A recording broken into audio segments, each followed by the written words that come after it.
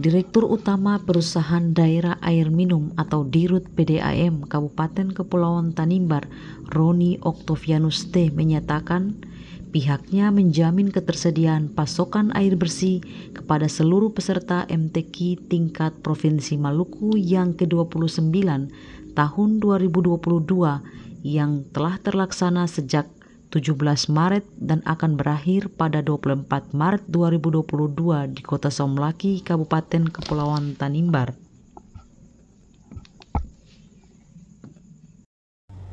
Baik, jadi untuk ketahuan bahwa di ibu kota Kabupaten Kepulauan Tanimbar ini ada dua sumber yang menjadi supporting penyaluran air bersih di ibu kota kabupaten. Yang pertama di Bomaki, sumber air Bomaki.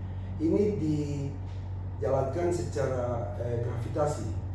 Jadi dia mengarah terus sampai ke wilayah 2 ini, pasnya di pelabuhan besar, pelabuhan dermaga. Lalu yang kedua ini dari sumber air di Mermomoli. Dia mengairi seluruh kota, terutama di pusat pemerintahan di atas ini dan beberapa tempat termasuk Sifnana dan sampai ke Olili di wilayah Pertamina. Nah, jaringan ini kan sudah dibangun lama. Jadi untuk kondisi ini yang Mermomoli dijalankan karena sumur dangkal. Karena itu kita mengoperasikan 2 pompa. Nah, pompa yang satu itu digerakkan oleh solar cell dan satunya oleh mesin. Nah, karena itu waktu solar cell ini cuaca buruk atau mendung dan malam hari dia tidak beroperasi. Karena itu malam hari kita hanya mengoperasikan satu mesin genset saja. Nah, untuk mengantisipasi MTQ, saya coba untuk menginvestasi satu. Karena itu mungkin nanti kita bisa lihat bahwa kenapa dia bisa menangani kafilah-kafilah ini dengan baik sampai puji Tuhan, atau kita bersyukur bahwa sampai hari ini tidak ada komplain dari peserta. Nah itu jadi sumber air di Bomaki tidak bisa diutak-atik, dia sudah maksimal. Dan itu dia bisa juga mendrop seluruh kafilah yang tinggal di baik penginapan maupun hotel. Dan tidak ada komplain dari sana, memang karena okupansinya cukup besar. Maka tentunya kita dapat kendala karena sumber air yang masuk tidak terlalu maksimal. Jadi juga saya pikir penginapan juga dia harus mengantisipasi ke depan, karena beberapa hotel dan penginapan itu belum pernah menerima tamu sejumlah segitu banyak. Jadi begitu okupansinya full, jadi saya istilah full capacity, maka mereka juga akan kabur. Nah, karena daya tampung di hotel mungkin juga kurang. Nah, kalau bicara tentang di Warmomolin, saya coba untuk mengantisipasi dengan tambah 1, dengan harapan bahwa kita bisa tarik full 3 mesin dan dibuang ke dalam kota. Dan saya waktu itu rencana untuk kalau bisa 24 jam jalan. Ternyata kendalanya di sumber. Begitu 3 mesin jalan, kering, sumber kering. Akhirnya saya suruh matikan 1 untuk cadangan. Dan saya sudah beberapa kali ke Warmomoli untuk melihat kondisi sumber air, dan kita sudah coba. Dengan 3 mesin jalan, maka sumber air itu secara drastis turun, jadi debit air tidak mengatasi. Akhirnya kalau siang ini matahari baik, kita jalankan 1 mesin genset dan 1 mesin solar cell. Nanti kalau sore hari begitu tidak berfungsi, saya jalankan 2 mesin genset. Demikian bergantian sampai hari ini kita lakukan distribusi air ke seluruh lokasi. Nah, itu kira-kira existing yang selama ini kita hadapi. Sebenarnya tidak ada masalah, cuma mungkin kendala utama ada di sumber air, baik di Warmomolin maupun di Bomaki yang memang sudah tidak bisa maksimal. Karena itu pemerintah daerah harus berpikir untuk nantinya harus mencari sumber air lain yang supaya kita bisa maksimalkan pembagian air ke kota sekarang begitu. Oke. Soal salah satu mesin yang memakai solar cell itu, apakah itu berpengaruh ketika hujan? Karena ada beberapa pelanggan yang mengeluh pada saat hujan juga air tidak jalan. Apakah itu berpengaruh karena mesin solar cell atau bagaimana? Iya. Jadi waktu kemarin itu untuk ketahuan kita bahwa saya baru melakukan investasi itu beberapa 1 minggu, ya istilah 1 minggu sebelum kehadiran para kafilah. Jadi mungkin saja terganggu karena cuaca buruk ya. Kalau 1 mesin saja memang tidak bisa mengatasi cuaca itu dan sumber air, dan mesin pun ditarik itu dia tidak bisa maksimal. tidak bisa maksimal ke dalam kota. Kalau satu saja dia tidak bisa maksimal. Jadi kendala kita ini ada sedikit rumit karena bukan saja persoalan sumber air, tapi juga persoalan equipmentnya, peralatannya juga yang mesti harus kita maksimalkan. Khususnya di Weromolin karena dia melayani penduduk lebih banyak jika dibandingkan dengan yang Bomaki yang hanya jalur ini. Dan untuk ketahuan kita sampai hari ini jalan 24 jam ini, kendala tidak ada. Kecuali di bawah ini gambar ini Bomaki. Kalau dia mengalami kekeringan seperti di bulan Oktober, ya habislah kita nih, sumber air di Bomaki. Ya, ini cukup membahayakan karena dijalankan dengan gravitasi. Jadi kalau kering berarti kita habis. Kalau di Weromolin di atas sana, ini di atas itu dia memang tergantung juga debit air. Jadi kalau memang masih kering, tentunya debit air dia tidak maksimal. Oke. Berarti kalau dari di sumber di Bomaki itu debitnya banyak, tapi cakupannya sedikit. Tidak. Atau bagaimana? Tidak. Tadi saya sudah jelaskan bahwa di Bomaki ini karena tidak bisa mengatasi jalur ke atas, ditambah dengan memang sistem dia pun gravitasinya termasuk dengan sistem bukit, tempat kita yang banyak bukit dan sebagainya, makanya air tidak bisa ke atas. Karena itu memang dia cukup jalurkan turun, jadi gravitasi dia mengalir ke bawah. Tapi itu bukan tidak memungkinkan kalau sumbernya kering, karena ini foto memang kami sengaja tampilkan yang situasi kekeringan juga bisa terjadi. Volume debit air saat ini.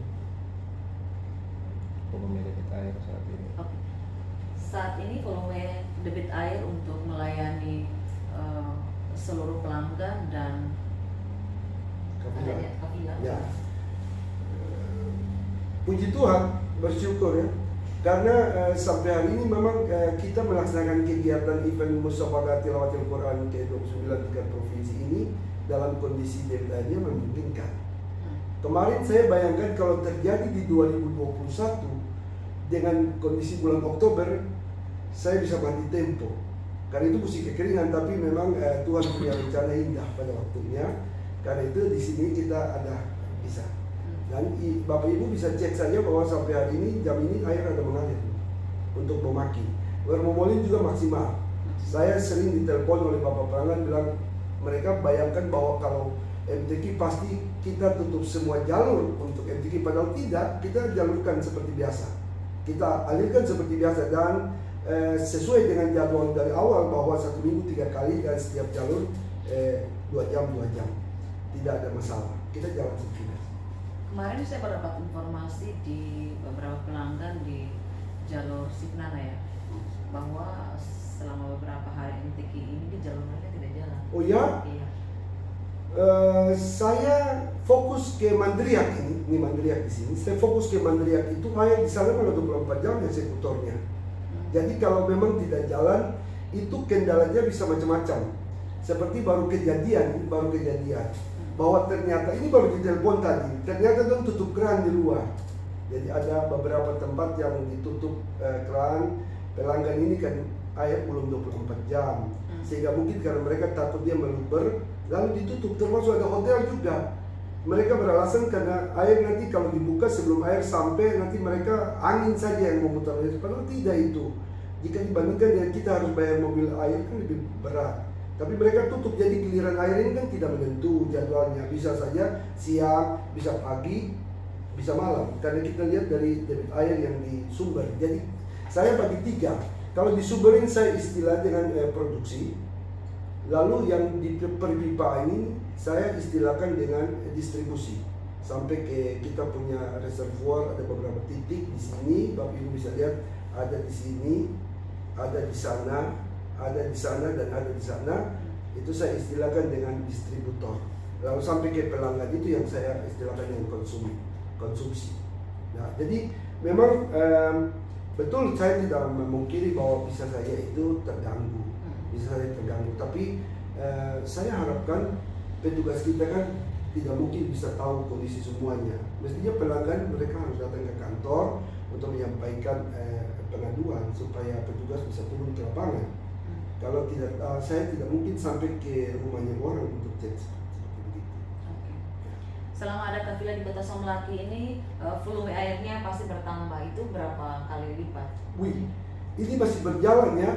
masih berjalan. Jadi satu lagi yang mungkin ketahuan kita di rumah susun di Bomaki, ya. Rumah susun Bomaki nanti bisa dicek ke sana, itu 3 lantai dengan 3 kafilah. Antara lain itu buruh Seram Timur dan Seram Barat. Itu mereka menempati masing-masing lantai. Itu kami eksekusi air sana 24 jam tuh. Air melimpah ruah dan boleh dicek, tidak ada keberatan di sana. Saya baru kemarin pagi ke sana, tidak ada masalah. Lalu untuk ketahuan kita di belakang kita ini yang sekarang istilahkan Mespenda yang dulu lokasi karantina, itu juga 3 kontingen, kafilah. Jadi di depan itu kafilah Maktual, di tengahnya Maluku Tengah, dan di belakang itu Buru Selatan. Kita eksekusi di sini sampai hari ini tidak ada masalah. Cuma tadi ada laporan dari pegawai saya tadi. 24 jam juga? Tidak 24 jam. Cuma tidak pernah air kekeringan karena kita bisa eksekutor dari sini. Kita ambil keputusan untuk dari reservoir kita tembak langsung karena dekat. Dan sewaktu-waktu kami perhatikan pagi hari dan sore hari dan malam hari.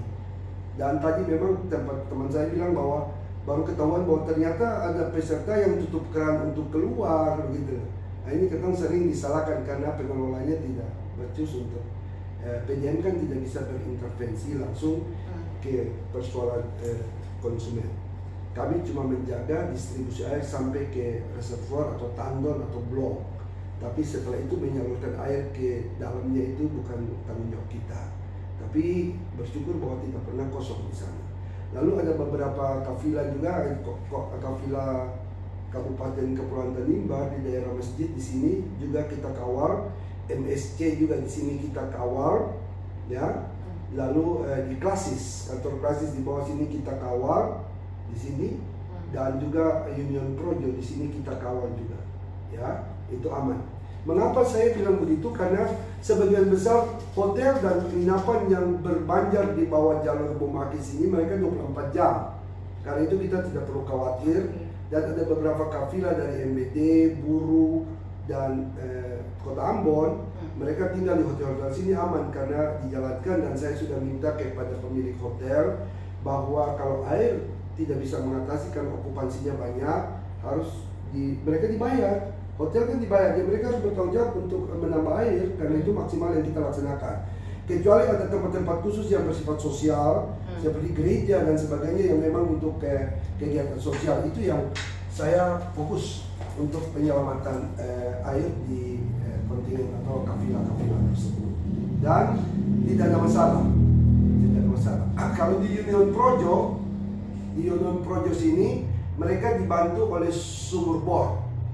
Jadi meskipun air kita di sana 1 minggu 3 kali, tapi pengelolanya aman karena mereka bantu dengan sumur bor. Di situ ada lokasi kafilah dari Maluku Tenggara, kita terbagi dengan dari Klasis punya. Nah Klasis ini yang saya kawal terus karena harus dibantu dengan mobil air, ya, tapi aman juga. MSC juga begitu, bersyukur karena mereka di sini mereka dibantu juga dengan pengelola Pastor Morris bantu kita ke sana. Lokasi KKT, lokasi Tanimbar itu juga di muka masjid di atas itu kami terus menjadi perhatian. Jadi pada intinya sampai hari ini sih saya belum dapat komplain baik secara internal maupun dari kafilah bahwa air tidak Oke, Pak Dir. Tadi dijelaskan bahwa untuk menyalurkan itu bukan tanggung jawab PDM, lantas itu tanggung jawab siapa? Bukan menyalurkan, sampai ke kami menyalurkan. Saya tadi bilang dari produksi kami tanggung jawab, lalu menyalurkan itu kami tanggung jawab, yang saya istilah distribusi. Setelah itu sampai ke konsumen, kan begini Ibu, kalau misalnya contoh masuk ke rumah susun, contoh ya rumah susun di Bomaki, air kami sudah produksi dan kami distribusikan sampai 24 jam. Nah sampai ke situ kan gedung itu kan ada pengelolanya. Nah, pengelola misalnya kalau di situ PUPR, nah silakan Anda mainkan. Demikian pun seperti di MSC, kami salurkan sampai di MSC di sini, ya kan? Setelah itu kan kita tidak bisa mengintervensi peralatan yang milik yang bersangkutan. Kan kita cuma bilang kami sudah sampaikan air, tolong tarik ke tandon di atas supaya bisa buang ke kamar mandi dan sebagainya. Kita tidak bisa menjalankan mesin orang lain. Tapi untuk penyaluran airnya sudah sampai ke istilah saya end usernya, atau penggunanya. Silakan digunakan. Pemirsa, demikian informasi dari PDAM Saumlaki soal pelayanan PDAM selama kafilah berada di Saumlaki.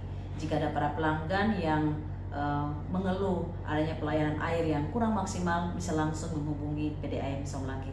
Demikian, terima kasih.